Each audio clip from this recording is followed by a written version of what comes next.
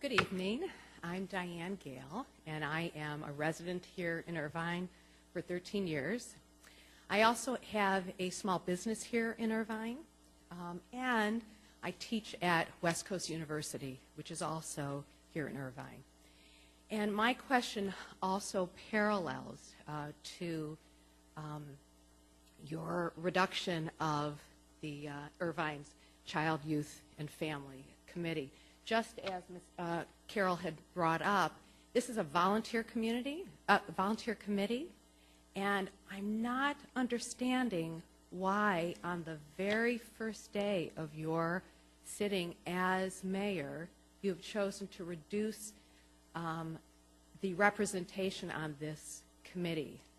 Just as was mentioned, it is not just representatives from the council, but for me as a private owner, I got the opportunity to hear about incredible programs that were offered in the city of Irvine, which made me proud as a resident. To me, it feels like there's another motive behind it, especially if they're all volunteers.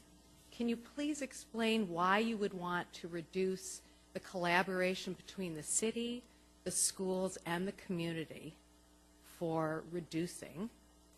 In addition, I also want to mention that as a teacher at West Coast University, we were able to hear from this committee about the opportunity of doing Clinic in the Park at the Great Park. As a resident, I was so proud of the fact that we were being able to showcase the Great Park.